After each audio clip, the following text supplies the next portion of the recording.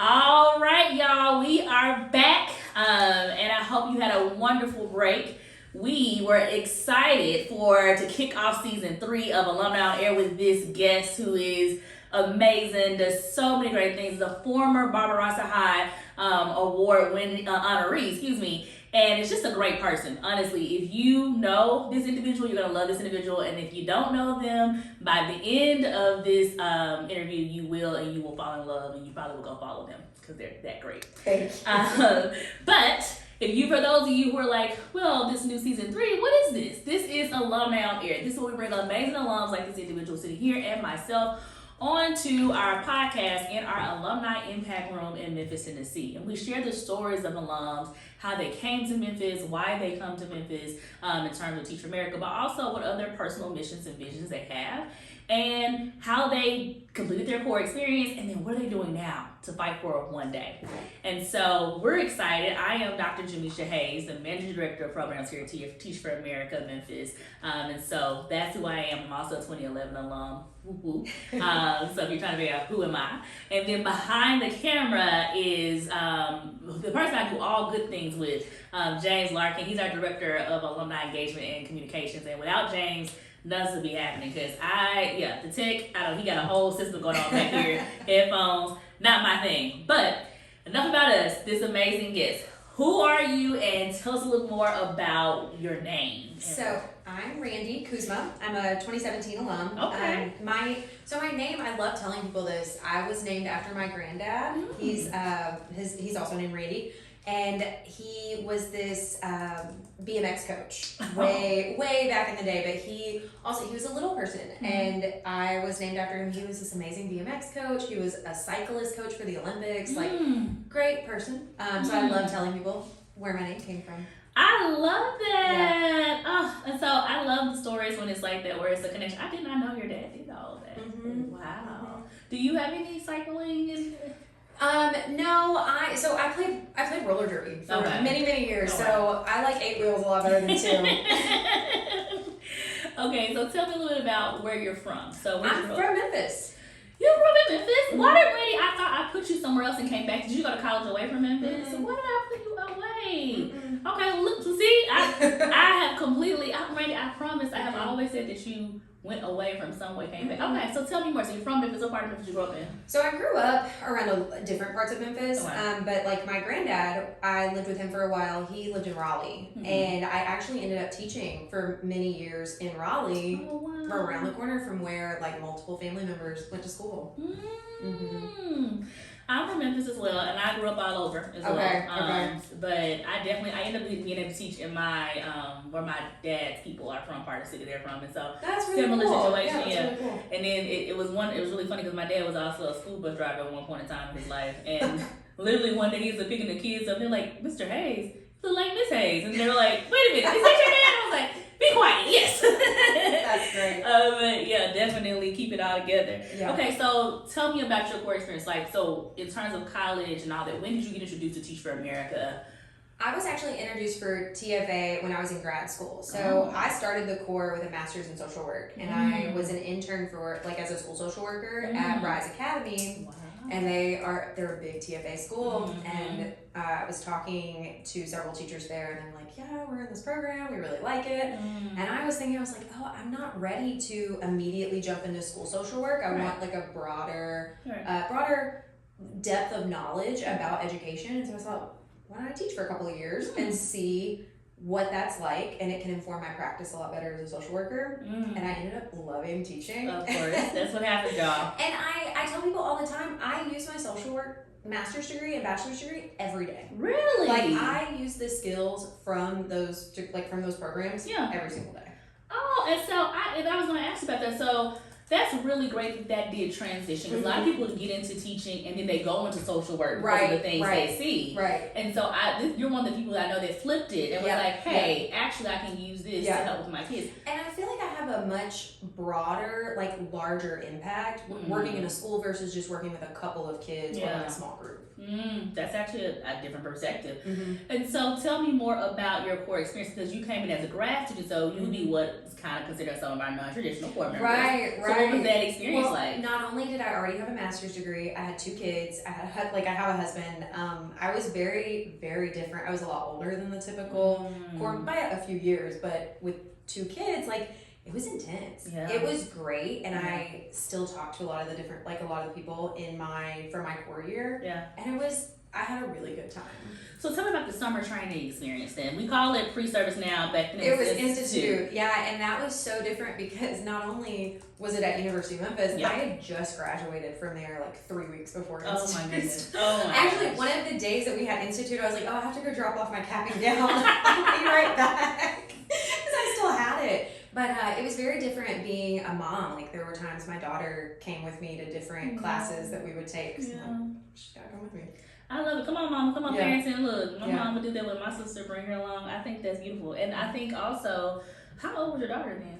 She was 8, or almost 8. So it was fun for her. She's like, I get to come with mom. And see mom, okay. Yeah. And so the course, you did it at Memphis, which yes, definitely, I remember those days. They were really great. Yep. And then that was an intense time though, in terms of learning. Did you feel like you were able to keep up with all of the learning experiences, even with everything going on? Yeah, and it helped that I had a little bit of classroom experience from school social work, that I felt like I had a better grasp of what was going on, but it was like I was learning so much. Yep.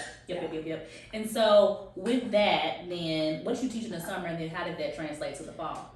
I believe I taught 7th grade ELA over the summer, and I was doing high school special education in the fall, so it was very different. Yeah. But I ended up, one of my students, my first year teaching, was like a student I had as a social worker. So I was able to like still translate some of that. Love it. Yeah. So with special education, and so you get into your fall placement, what school did you work with? I was at Raleigh High School. I was there for 8 years. Oh my goodness. So I did my first year there, and then I was there up until I just left this past May. I mean, that is, y'all, in the chat, give a lot of love for that, because that's amazing commitment. Yeah, it was, I loved it there. Okay, so tell me more about that. What was the course those 2 years? What were some highlights? So I was with another core member. I was with Jasmine Ricard. Her classroom was right next to mine. We were both special education teachers, so we really leaned on each other. We taught the same subjects, like we really worked together. And then there was a teacher across the hall from us. She was a brand new teacher, so it was like the 3 of us learning and trying to figure this out, and literally making it up as we go. Yeah. But but you had a great impact though, because I've always heard about all of the things that you're able to do with your students.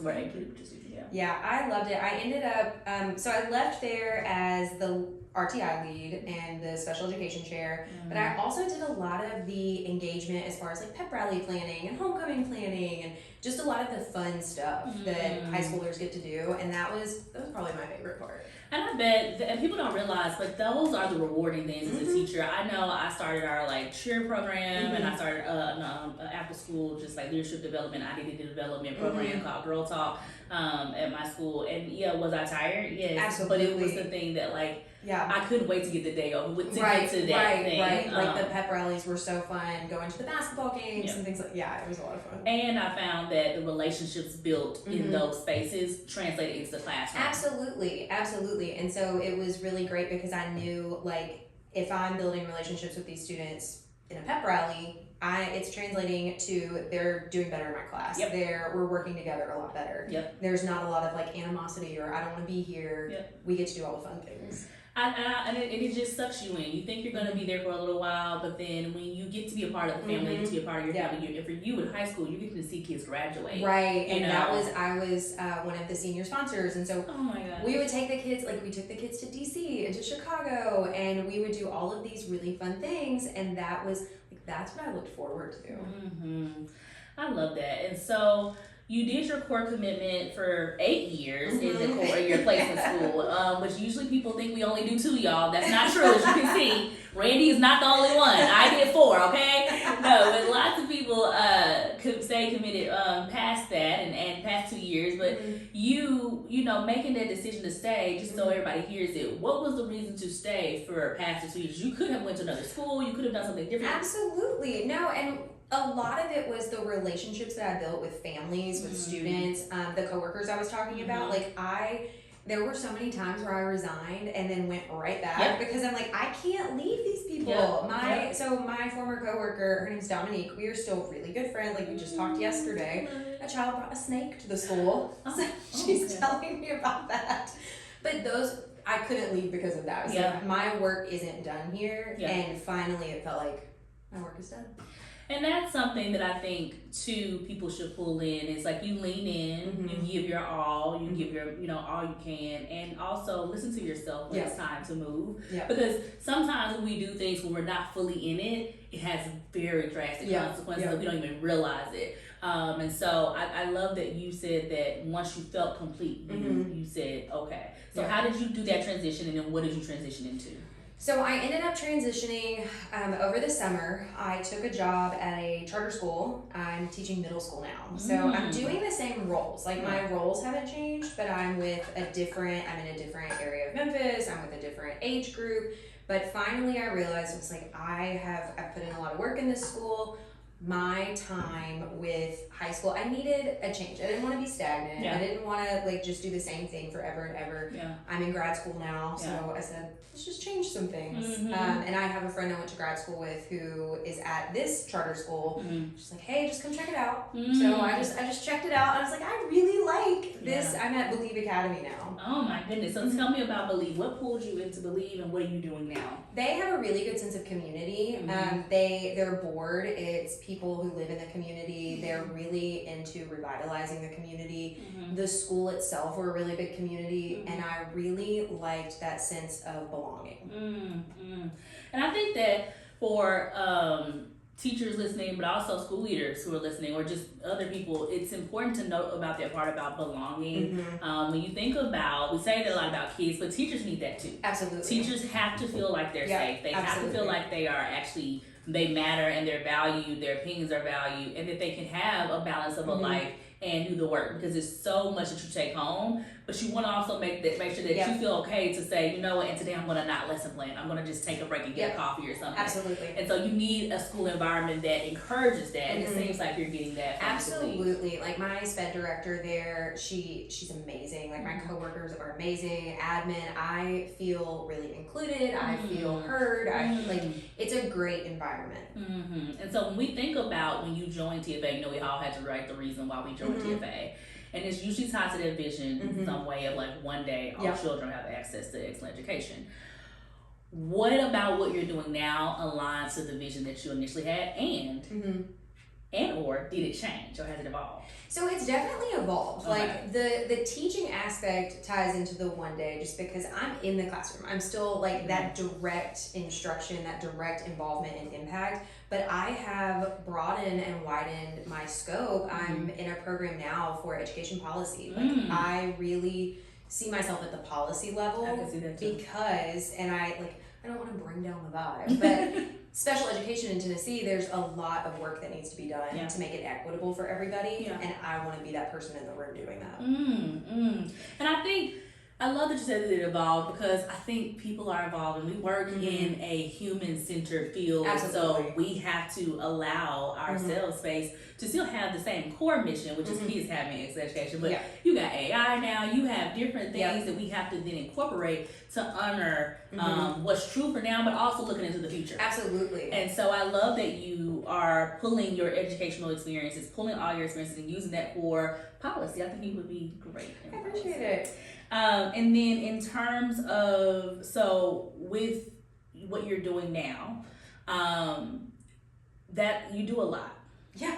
Because grad school on top of all. So what are the other things that you're doing at your school? I know you're doing the SPED, you're doing? I do RTI. I lead like the middle school portion because we're a K-8 school. Yeah. So I have middle school for RTI. Mm-hmm. I've stepped back a lot of stuff though. I am surprised to hear this because okay, so what all do you do? What's on your plate now? So I teach. Mm-hmm. I'm in grad school and I work part-time for Teach for America as a content lead. Oh my goodness. I have taken a step back from roller derby. Mm-hmm. I took this season off. I'm going to take a couple seasons off. And I'm parenting. I have a kid in high school and one in 5th grade. So, yeah. So I've taken a little bit off my plate. Yeah. And luckily my program it's intense, but it's not overwhelming. Mm-hmm. So it's manageable.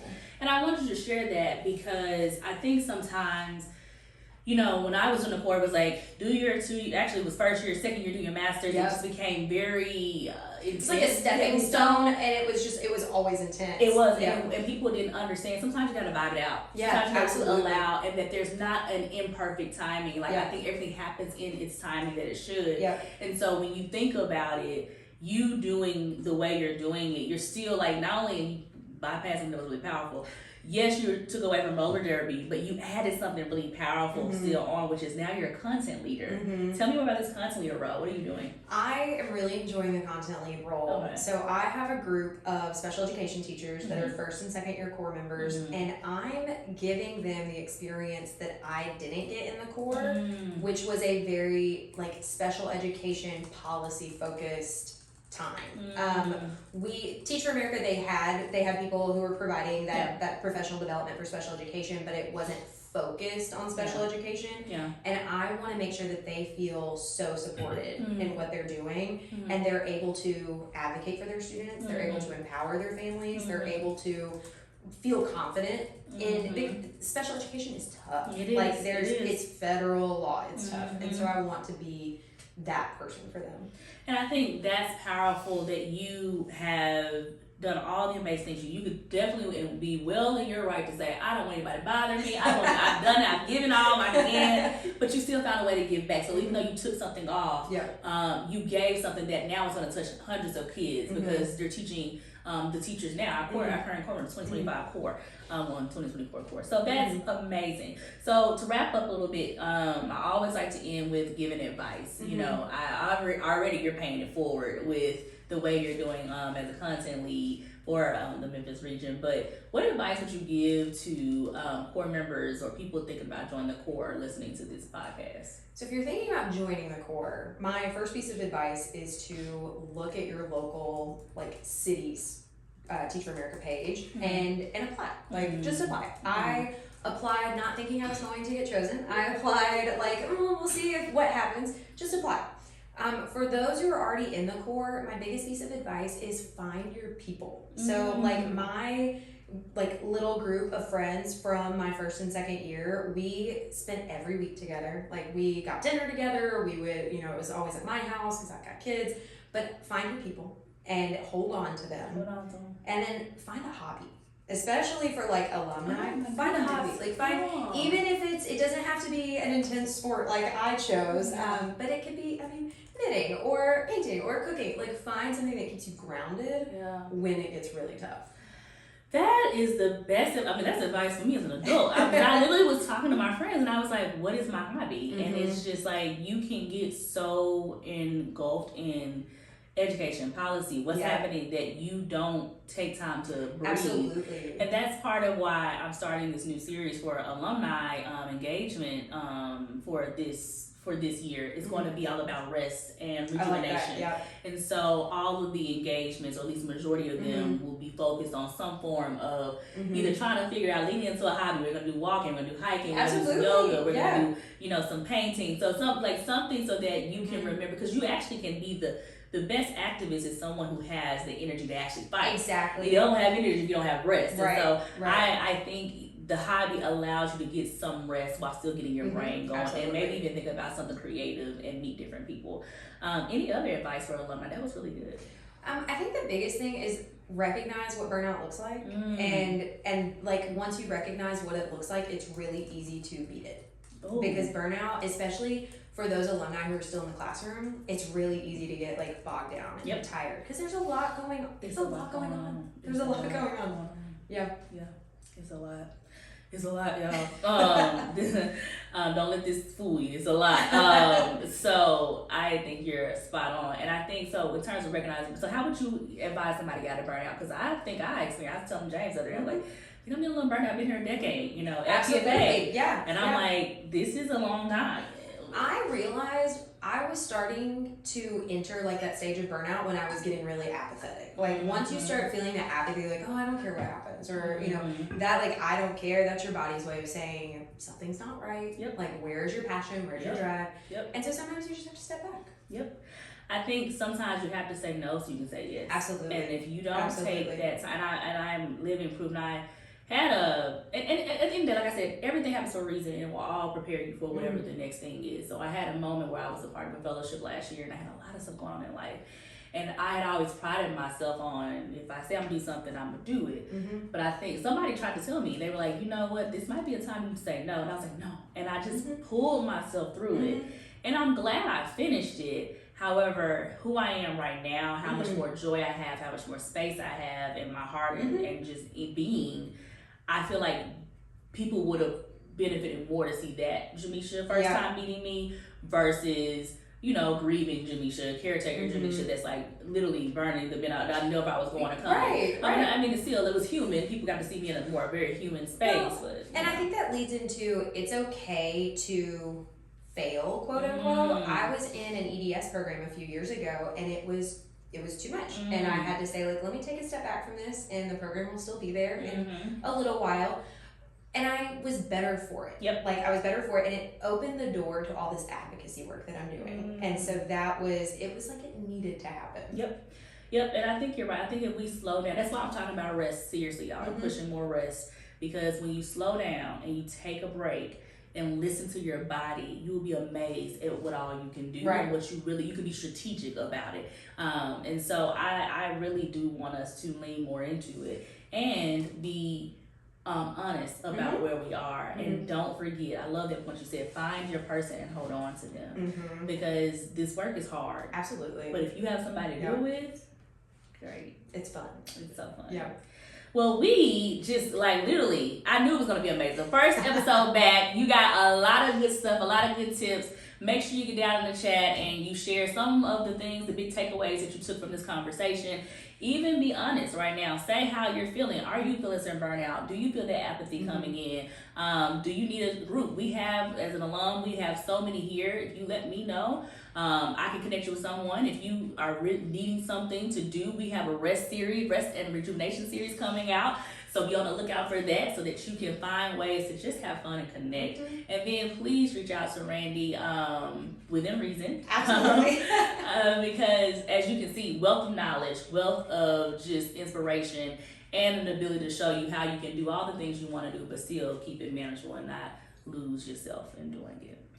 Well, I'm so thankful for you being here. Amazing. Go home and love on those babies. Well, babies. They're big, but they're still babies. They're just big babies. My mama knows I'm still a baby. Right, absolutely. All right, well, I love y'all. And if you need me, you know how to reach me. But if you don't know, it's my first name, Jamisha, Jamesha, period, Hayes, Hayes, @teachforamerica.org. And I'll see you later in the next episode. Thank you.